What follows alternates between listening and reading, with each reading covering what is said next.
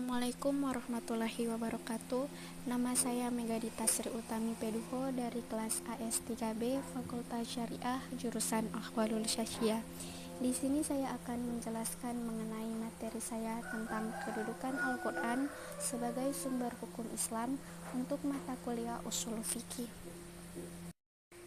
Yang pertama, pengertian Al-Quran. Dari segi bahasa, Al-Quran berasal dari kata qara'a, yaqra'u, qira'atan, Qur'anan, yang berarti sesuatu yang dibaca atau bacaan. Dari segi istilah, Al-Quran adalah kalamullah yang diturunkan kepada Nabi Muhammad SAW dalam bahasa Arab yang sampai kepada kita secara mutawatir, ditulis dalam mushaf, dimulai dengan surah Al-Fatihah dan diakhiri dengan surah An-Nas. Membacanya pun berfungsi sebagai ibadah, sebagai mukjizat Nabi Muhammad SAW dan sebagai hidayah atau petunjuk bagi umat manusia.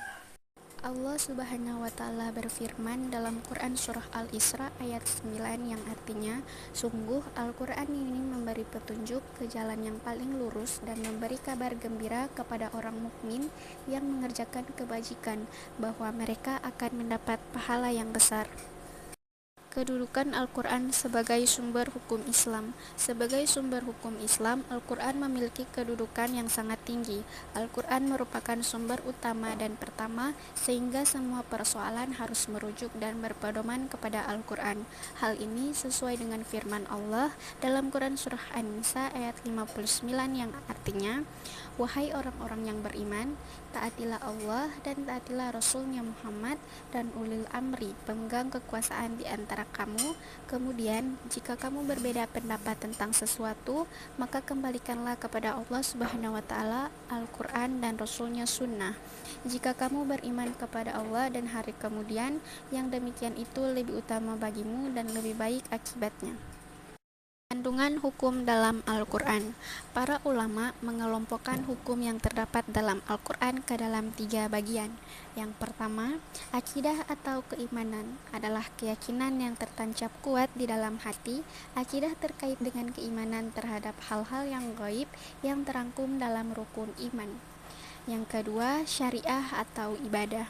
Hukum ini mengatur tentang tata cara ibadah yang baik berhubungan langsung dengan Al-Khaliq atau pencipta, yaitu Allah Subhanahu wa Ta'ala yang disebut ibadah mahdah, maupun yang berhubungan dengan sesama makhluknya yang disebut dengan ibadah ghairu mahdah.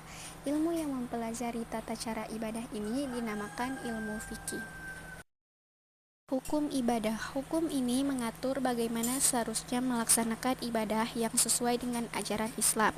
Hukum ini mengandung perintah untuk mengerjakan sholat, haji, zakat, puasa, dan lain sebagainya. Hukum muamalah. Hukum ini mengatur interaksi antara manusia dan sesamanya, seperti hukum tentang tata cara jual beli, hukum pidana, hukum perdata, hukum warisan, pernikahan, politik, dan lain sebagainya. Yang terakhir, akhlak atau budi pekerti. Al-Quran menuntun bagaimana seharusnya manusia berakhlak atau berperilaku, baik berakhlak kepada Allah Subhanahu wa Ta'ala, kepada sesama manusia, akhlak terhadap makhluk Allah Subhanahu wa Ta'ala yang lain, dan hubungan manusia dengan alam semesta. Hukum ini tercermin dalam konsep perbuatan manusia yang tampak, mulai dari gerakan mulut atau ucapan, tangan, dan kaki. Sekian penjelasan dari saya, harap teman-teman dapat memahami. Wassalamualaikum warahmatullahi wabarakatuh.